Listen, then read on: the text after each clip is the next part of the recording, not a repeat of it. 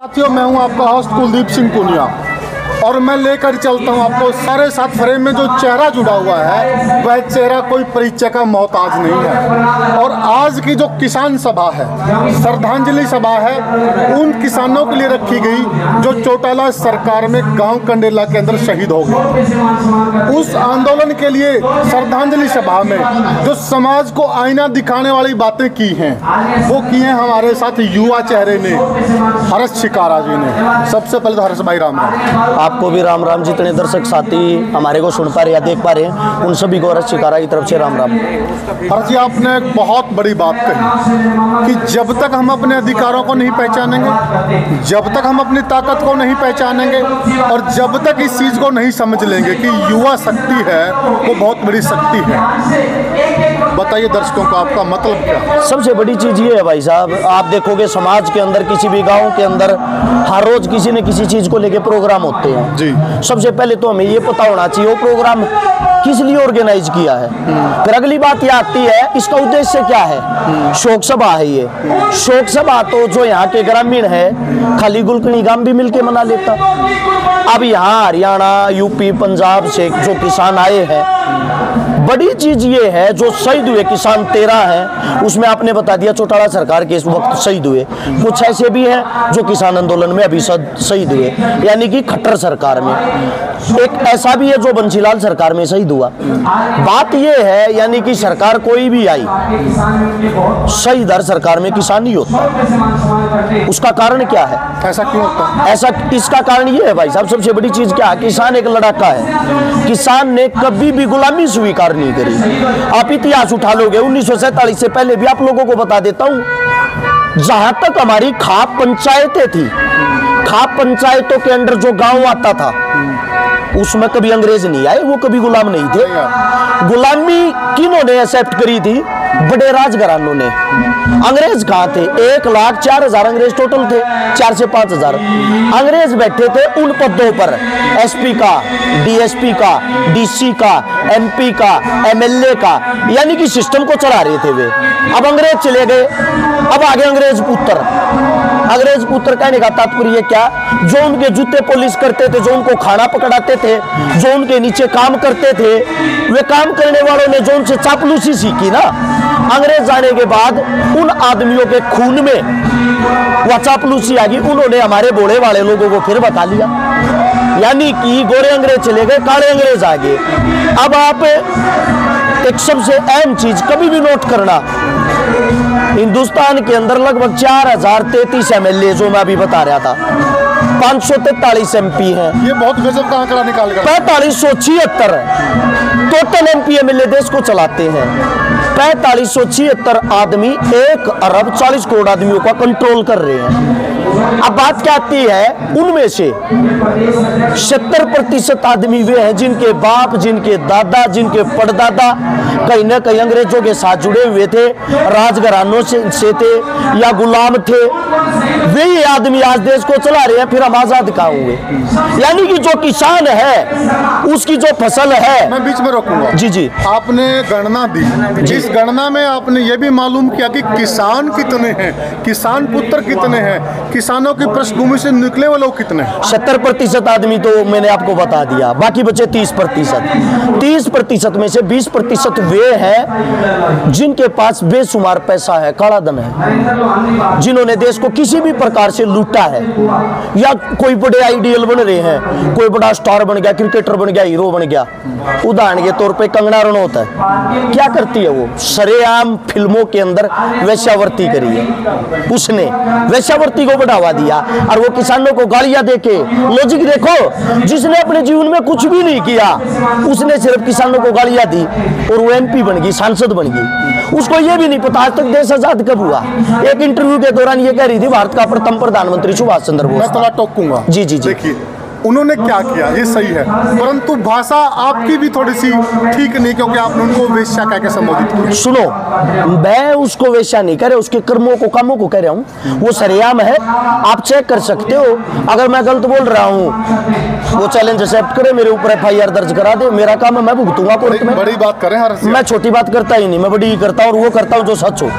अब अगली बात क्या आती है, उसको कई लाख वोटें मिली, जिसका राजनीति से दूर दराज तक कोई लेना देना नहीं। वो लोकसभा में जाके हमारे लिए क्या आवाज उठाएगी, हमारे जो हल्के हैं उनके लिए क्या आवाजें उठाएगी।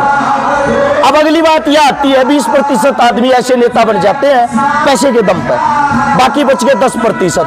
10% में से 5% आदमी होते हैं बाहुबली, भूमाफिया, डरावे वाले। 5% आदमी वे बन जाते, उसके बाद बचे 5%। उसमें हमारा किसान भी आ गया, दलित भी आ गया, पिछड़ा वर्ग, गरीब, मजदूर, मेहनत से संघर्ष करके निकले हुए नेता आ गए। आम नेता जिनको बोलते हैं हम, आम जनता के नेता। वे 5% आदमी जब विधानसभा लोकसभा के अंदर बैठते हैं तो 95% आदमी उनको कूड़ा करकट समझते हैं, उनको बोलने तक नहीं देते, उनकी डिबेट तक नहीं होने देते। आपका कहने का मतलब है किसानों का प्रतिनिधित्व कम है ही नहीं, ना बराबर है। आप कौन सी कौम से आते हैं? मैं किसान कौम से। किसान कौम से आते हैं? बिल्कुल। आपके पिताजी किसानी करते हैं? बिल्कुल। कितने एकड़ के जमींदार हैं? नाम की खेती रह रही है, किड़ क्या है, 1 किला। पिता के 1 किला, मेरे एक भी नहीं है। अच्छा। वो छोटे भाई दे रहे। आपने चुनाव लड़ा जी, और बहुत अच्छा चुनाव लड़ा जी। आपकी और हमारी मुलाकात यूं नहीं हुई, परंतु हमने आपका चुनाव कवर किया था। जी जी। और मैं पॉलिटिकल कवर ज्यादा करता हूँ जी।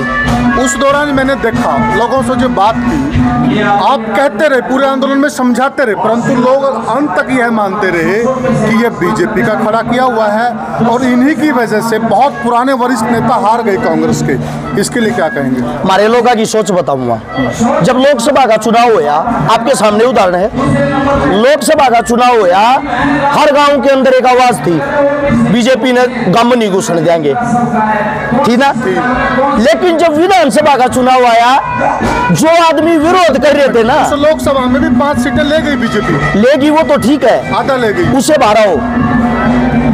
उसके बाद जब विधानसभा का चुनाव आया, जो लोग ये कह रहे थे ना अगर हम बीजेपी को गांव में नहीं घुसने देंगे, वे लोग बीजेपी के विधायकों का प्रोग्राम करा रहे थे। इसका मतलब यौन दी कैमरा कह रहे हो आप? हाँ। अब मैं आप लोगों से एक बात पूछना चाहता हूँ, ऐसा क्यों कि लोकसभा का चुनाव आया जब तो बीजेपी का विरोध, विधानसभा का चुनाव आता है जब विधायकों की तरफ मुंह। कहीं ना कहीं ऐसा है, हम लोग अपना पर्सनली स्वार्थ देखने लग गए।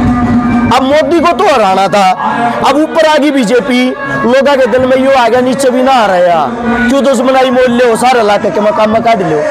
आप ये मानते हैं आपकी वजह से जगबीर जी आ रहे? बिल्कुल आ रहे। मानते हैं आप ये बात? 100% है। तो क्या आप ये नहीं मानते कि आपने भी कहीं ना कहीं बीजेपी को फायदा पहुंचाया? जी नहीं, कांग्रेस मेरे को टिकट दे देती, अपना फायदा कर लेती। मैंने बीजेपी को फायदा नहीं पहुंचाया, कांग्रेस ने फायदा पहुंचाया है। कांग्रेस ने कैसे पहुंचाया? कांग्रेस ने टिकट काट के। अच्छा, आप ही बताओ, 15,000 वोट मैं 1 महीने के अंदर निर्दलीय ले सकता हूँ। अगर मैं टिकट पर चुनाव लड़ता, क्या मैं हार जाता वहां से? कांग्रेस कहती कि सर्वे में आप आगे नहीं आए। ऐसा है, कांग्रेस कुछ भी कहे, आप लोगों को एक बात बता देता हूँ, राजनीतिक पार्टियों को समझो पहले तो, पार्टियां है को। मेरी दीपक बाबरिया से कंटिन्यू बात होती थी जी, और मैंने सुझाव भी दिया था जी कि मजबूत है रसकारा। उन्होंने नाम लेकर पूछा था, मैं ऑन द कैमरा कह रहा हूँ, ये मैंने ये कहा था कि वो मजबूत हैं, परंतु मेरे को जो सूत्रों से जानकारी मिली कि आप सर्वे में पीछे रह गए। ओ, मैं पानी मारने में पीछे रह गया, सर्वे में नहीं। मैं किसी नेता के घर पानी भरने नहीं जाता। और दीपक बाबरिया जी से आपकी बात हुई था, कंटिन्यूटी में मेरी भी बात होती थी, मेरे को भी वो यही बोल रहे थे कि सर्वे के चाहते थे आपको, वो मेरे को बिल्कुल चाहते थे। वो मेरी बात हुई, ऊपरला जो राहुल गांधी की जितनी टीम थी वो सब मेरे को चाहती थी, लेकिन जो निचली टीम है वो मेरे को पसंद नहीं करती थी। तो कहीं न कहीं आप ये मानते कि आप दलगत राजनीति का शिकार हो गए? मैं हो गया जातिवाद राजनीति का शिकार। वो कैसे? वो ऐसे, हमारे जो नेताजी हैं, समझदार हो आप, उन्होंने साफ साफ ये बोला था, अगर ये जाट नहीं होता तो मैं इसको टिकट दे देता। ये ऐसा आदमी है, ये विधानसभा में जाके जिस तरीके से मुद्दे उठाता है ना, मेरे लड़के को खा जाएगा, मेरे लड़के पे हैवी हो जाएगा। जाट तो जगबीर मलिक भी है, वो नाम के है ना, उसका कारण है क्योंकि मलिक साहब कभी आपने डिबेट करते हुए देखे नहीं होंगे विधानसभा में। बुजुर्ग आदमी है, तो इस मारे उनको ठंडा रखते हैं ना। देखो, सरकारें कभी भी शेर नहीं पालती, कुत्ते पालती है, क्योंकि कुत्ता है ना, कुत्ते के गले में पट्टा बांध देंगे, शेर के गले में पट्टा नहीं बांध सकते। वो उनको पसंद करते हैं जो उनके कहने से पूछ हिलाए, उनके कहने से चले। अब कुत्ता किसको कह रहे हो, शेर किसको कह रहे हो? वो तो आपके सामने देश भर के उदाहरण है, किसी को भी उठा लो। तो क्या आप ये मानते हैं कि आप दीपेंद्र सिंह हुड्डा के लिए चुनौती बनने जा रहे थे? ना, हम कौन है चुनौती बनने वाला? आपने कहा कि बड़े लीडर उनकी सोच थी, उनकी सोच थी, उनकी अपनी स्वयं की सोच थी कि ये जो लड़का है ये इतना ज्यादा बोलने वाला है, विधानसभा में ये मुद्दे इतने जोर शोर से उठाएगा, हो सकता है हमारी सरकार आएगी, अगर कोई सच की बात आएगी हमारी भी नहीं मानेगा। उनको ये डर था। तो देखिए विनेश फोगाट हैं, वो भी एक वक्ता रही है, वो भी एक आंदोलन का चेहरा रही है। वक्ता नहीं, रेसलर रही है, वक्ता अच्छी रही है, आंदोलन का चेहरा है। रेसलर के बाद आंदोलन में उनका नाम रहा। तो जब उनको टिकट दे दी गई थी तो आरएस शिकारा को भी दे देनी चाहिए थी, क्या दिक्कत? मैं, एक तो मेरा जो बैकग्राउंड है कोई राजनीतिक बैकग्राउंड नहीं है, कोई दमदार बैकग्राउंड नहीं है, यानी कि कोई माई बाप, कोई गॉडफादर नहीं था। जी, कोई गॉडफादर नहीं था। अपने दम पे यहाँ तक सर्वे करके पहुंचे हैं, मेहनत करके पहुंचे हैं, तो हमारे जैसे को क्यों नेता बनाएंगे वो लोग? यही तो मैं इनको यहाँ से सिखा रहा हूँ, अपने बच्चों को नेता तैयार करो। पार्टी किसी की नहीं होती, पार्टी किसकी होती है? पहले तो एक बात बताओ, एक ऑन रिकॉर्ड बात कर रहा हूँ, कहनी नहीं चाहिए, कोई नहीं कहता कांग्रेस आवे है, रुके मारे दे, उड्डा होगा उड्डा, जाटा की सरकार आओगी, बहुत सही बात, यह बात। लेकिन उड्डा सरकार बना होगा, उड्डा सुनो, सरकार गई, सरकार हार गई। हार का कारण भी एक आदमी है, जिस जगह पर खड़े है ये जगह, कांग्रेस में आने का कारण एक जगह है, या मैं बताऊंगा भी। अब मेन बात पा जाओ, उड्डा होगा, नारा किसने दिया? जाट चढ़ चढ़ कर रुके मार रहे, उठान लाग रहा है, नॉन जाट न्यू अच्छा भाई रुके न्यू मारे, बीजेपी चाहती यही थी, गाड़ी भी यही बजाई गई ना। अब उड्डा खत्म हो गया, लोग कहे मैं नहीं कह रहा कभी मेरे ऊपर ये बिल फाड़ो, अब लोग पता के क्या लाग रहे हैं, बिना जिंदगी में जाट के दे सीएम बना ही नहीं का। चल रही है ये बात, चल रही है ना। उसका रीजन क्या है? जो हुड्डा साहब है उन्होंने कई फैसले ऐसे लिए, आप जिस जगह पे खड़े, कौन सी विधानसभा में हो भैया? जुलाना पेटवाड़ इस्तागली के नारनोंद, जसी पेटवाड़ भाई हमारा, मेरा बहुत ही अच्छा भाई भी है, और सबसे पहला फोन मेरे पास जसी पेटवाड़ का आया था, अरस भाई तेरा भाई है, मैं ले बन गया, तू बना हो ना बना हो, जिंदगी में कदे कोई भी काम हो अपने भाई द्वारा फोन मार लिए। जसी पेटवाड़ ने मेरे को ये बात कही थी, एक लोते आदमी ने। मेरा मानना ये है, जो हमारी शैलजा जी है, मैं बीच में रोक दूं जी, आज लोग ये कह रहे हैं कि इस समय में जस्सी काम के लिए बीजेपी वालों की हाजिरी मार रहा है, लोगों ने वोट दिया बीजेपी के खिलाफ, वही जस्सी आज बीजेपी वालों की हाजिरी भर रहा, लोगों का ऐसा कहना है। फिर मैंने मानवा, फिर अन्याय नहीं हो गया? मेरा मानना ये, फिर जस्सी शाना आदमी है, काम कटवाने आए हैं, सीधी उंगली से ना निकलो टेढ़ी से, लोगों को क्या चाहिए? हल्के का तो विकास चाहिए, वो कैसे भी करता हो। अब लेकिन ये नहीं होगा, बीजेपी ने वोट दिया, लोगों ने वोट दिया बीजेपी के खिलाफ, उनकी भावनाओं से खिलवाड़ नहीं मानेंगे क्या? मैं आपको एक बात बताता हूँ, बीजेपी ने वोट दिया, ठीक है, लोगों ने वोट दे दिया, लोगों ने वोट देकर उसको बना दिया। अब वो क्या फैसले लेता है, उसको रखना अपने हल्के को सुरक्षित, और पहले नंबर पर विकास के मामले में चलना चाहिए। देखो, जन भावना उसको बना चुकी, कुर्सी पे बैठा चुकी है, अब उसको कुछ फैसले कड़वे भी लेने पड़ सकते हैं जो हल्के के विकास के लिए सही हो, तो उससे मेरे हिसाब से हल्के को नाराज नहीं होना चाहिए। अब अगली बात यह आती है, जो शैलजा मैम है, बड़ा मुद्दा उठाया आपने। शैलजा जो मैम है, अगर नारनौंद की टिकट उसके बोलने से मिल जाती, कांग्रेस सरकार की 60 सीट आनी थी। बहुत बड़ी बात करें, गौर से सुन लेना इस बात को, इसी एक सीट के कारण कांग्रेस सरकार नहीं आई। हालांकि जस्सी मेरा दोस्त है भाई, जस्सी, लेकिन सच्चाई भी है। जस्सी भाई बुरा मत मानना इस बात से, आप मेरे साथी हो, दोस्त हो, बहुत प्यारे भाई हो, लेकिन अगर यह सीट लेकिन सरकार खो गया, शैलजा गुट को मिल जाती, शैलजा ने एक भी जगह पूरे चुनाव के अंदर कहीं प्रचार नहीं किया। सच्चाई है। एक हफ्ता जब चुनाव का रह गया, राहुल गांधी जी ने दौरा करा, भूपेंद्र हुड्डा और शैलजा दोनों का एक स्टेज पे हाथ उठा दिया, दोनों एक है। शैलजा का हाथ भी ऐसे था, अब मैं साथ नहीं हूँ, फोटो फोटो में भी दिख रहा है। उसके बाद भी आप लोगों को एक बात और बता देता हूँ, हमारा अपना जो चमार समाज है, जींद के अंदर उनकी पंचायत हुई, वो प्रोपगेंडा था क्या नहीं मेरे को नहीं पता। उस पंचायत के अंदर कसम खाई गई कि हम कांग्रेस को वोट नहीं देंगे। हमारा अपमान हुआ है, हमारा अपमान हुआ है, याद होगा ना, कई जगह बरवाला में भी। तो मेन बात, उनका एक लीडर है, उस लीडर का नाम शैलजा है। आपने शैलजा को नाराज कर दिया तो दलित वोटर को नाराज कर दिया, और दलित वोटर को नाराज किसने किया? शैलजा की एक या सीट कटवा कर, उसने सिर्फ एक सीट मांगी थी, उस एक सीट के कारण कांग्रेस पार्टी की सरकार हरियाणा के अंदर। मैं थोड़ा करेक्ट कर दूं हर्ष भाई आपको, मैं पॉलिटिकल कवर करता हूं, उन्होंने 2 टिकटें मांगी थी जी, एक उकलाना की और एक ये। लेकिन मैं आपको थोड़ा करेक्ट कर दूं, जो हमारे पास जानकारी है, ये वाली दे दी गई थी उनको, ठीक है, परंतु ये वाली डॉक्टर अजय ने मना कर दिया कि जब आप वाली नहीं दे रहे तो मैं भी नहीं लड़ूंगा। ऐसे भी मतलब जानकारियां मिलती है। रीजन ठीक है जो भी है, लेकिन मेन रीजन नारनौन था। अब इससे अगली बात एक और आती है, सबसे बड़ी चीज, इसके बाद भी सरकार शायद आ सकती थी अगर हुड्डा साहब की एक जो अपनी खुद की एक अकड़ है ना, पॉलिटिशियन के अंदर मेरा मानना है अकड़ नहीं होनी चाहिए, होने नहीं चाहिए।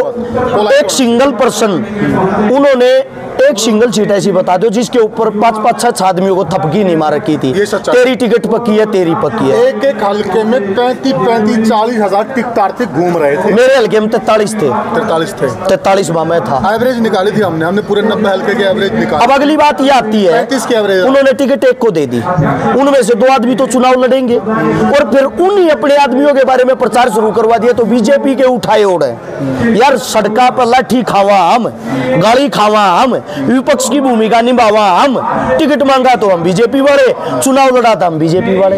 हद नहीं होगी, तो कहीं ना कहीं अपने पैरों पर स्वयं हुड्डा साहब ने लाठी मारी है।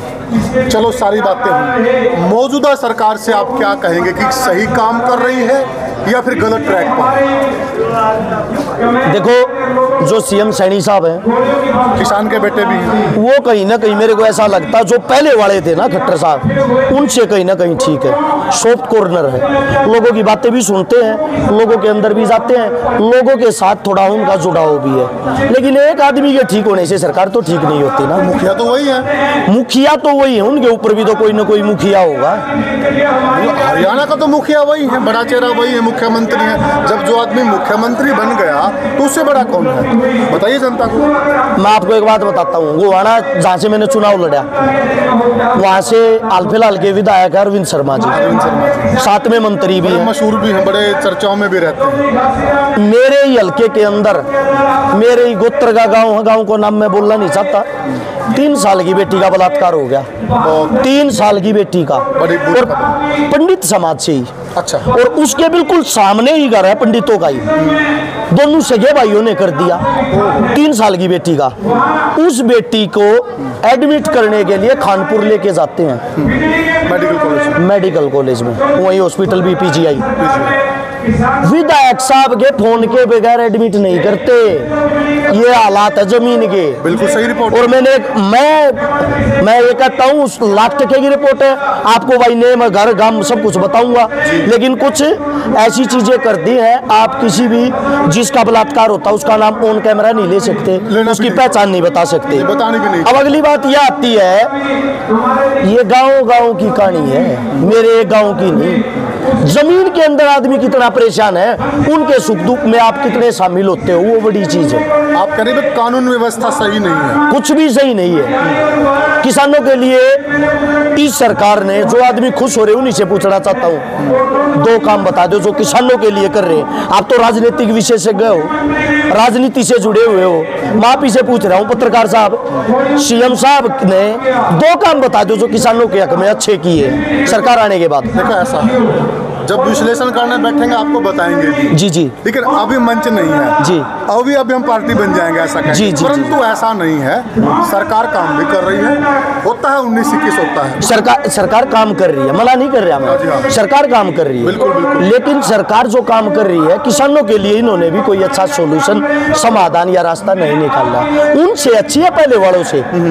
लेकिन चलो ये तो आपने ये मैं स्वयं मानता हूँ, ऑन कैमरा कहता हूँ, सीएम सैनी साहब मेरी नज़र में जो एक नेता का पहचान होनी चाहिए, उनका ऐसा ही फेस है। मैं बीजेपी को पसंद नहीं करता, उनको पसंद करता हूँ। पोलाइट से भी आदमी, जी जी जी, कभी भी कोई भी मिल सकता है, कबीर कुटीर के दरवाजे खोल दिए, ये बात ठीक है, लोगों से मिलते, ऑन रोड भी मिलते हैं, ऑन रोड भी, ईगो नहीं है जी। तो ये एक बहुत बड़ी उपलब्धि मानेंगे आप। जितने भी आज तक के सीएम हुए हैं, जितने भी किसी भी पार्टी का हो, उनमें से हंसमुख चेहरा है, अच्छे से बात करता है। और आम इंसान को चाहिए क्या? आज का टाइम थी शादी हुई लाल, जिसके खेत में गंडा पट लिया था, 5 फीट डिपोड़ी में फोटो ला रही थी, मारा गंडा चुन गया था। आगे के इसे आदमी का मतलब नहीं, हमारे आदमी ने प्यार चाहिए, प्यार चाहिए। और इसका उदाहरण है जस्सी जी का चुनाव जीतने का यही कारण है, क्योंकि काम तो ये भी सच्चाई है कि कैप्टन अभिमन्यु ने बहुत ज्यादा कर रखे काम करने वाला। एक कैमरे सामने बात बता देता हूँ भाई, कैप्टन अभिमन्यु जितने काम 3 बार के विधायक भी बन लेंगे आपके हल्के में, जब भी नहीं कर पाओगे। लेकिन लोगों ने काम तो मतलब नहीं है, लोगों ने मतलब एक चीज तरह गया, राजनीति रहेगी झूठ की बखान की, गोल गोल घुमाए जाओ, बका के रखो, तन्ना ना तेरे पोते नौकरी लवाऊंगा, तेरे पोते ने लाऊंगे छोरे न लवाऊंगा, बेशक मत लवाओ, जी अजूरी रही रहेगी। काम जेपी दलाल ने भी खूब कर रखे थे, वो भी हार गया, वो भी हार गया। देखो जेपी दलाल व्यवहार के मामले में एकदम कड़वा आदमी था, हमेशा किसानों के खिलाफ बयानबाजी करी है, लेकिन उसके हल्के के अंदर जो काम उसने कर रखे हैं संपूर्ण हरियाणा के अंदर किसी ने भी नहीं कर रखे। लोगों ने काम ना चाहते, लोगों को क्या चाहता, लोगों को चाहिए पर्सनल काम। आप किसी के घर आ जाओ हो, मैं विधायक हूँ, मेरे पास आप आगे, अगर मैंने न्यू पूछ ली गांव का काम बताओ, क्या करना आपके काम में, आप न्यू कहोगे गांव के काम में भूख, छोरा जवान हो रहा है, उन्हें नौकरी लवा। लोगों को पर्सनल काम चाहिए, पर्सनल काम वाला चुनाव जीतता है, सामूहिक काम वाला नहीं। क्या अगला चुनाव लड़ेंगे हर्ष शिकारा जी? 100% मैं कोई भी लड़ाई अधूरी नहीं छोड़ रहा, लड़ने की छोड़ दो, अगला चुनाव 100% जीतूंगा, जीतेंगे। हाँ, मैं साथियों बहुत बड़ी बात कर रहे हैं हर्ष शिकारा जी, और हमने राजनीति इंटरव्यू में पुनिया साहब एक बात और भी क्लियर करना या कैप्शन में डाल देना, कुछ आदमी ने सोचा हम कांग्रेस का जोड़ा ठाए आंदा, हम बीजेपी का विरोध करा, हम किसी के विरोधी नहीं है, हम गलत को गलत सही को सही कहते हैं। हुड्डा साहब के बारे में, शैलजा के बारे में, सीएम साहब के बारे में, बीजेपी के बारे में जो शब्द हमने बोले हैं, कोई भी राजनेता नहीं बोल लगा, क्योंकि उनको टिकट चाहिए है। बीजेपी तना तो कांग्रेस तना तो बीजेपी है, हम दोनों के बारे में खुल कर पक्ष रखे हैं। कोई टिकट दो ना दो, अपनी लड़ाई अपने दम पर लड़ाएंगे, हमारे में ताकत होगी तो अपनी लड़ाई में हम कामयाब होंगे। देखो साथियों, इस बात के लिए भी जिगरा चाहिए।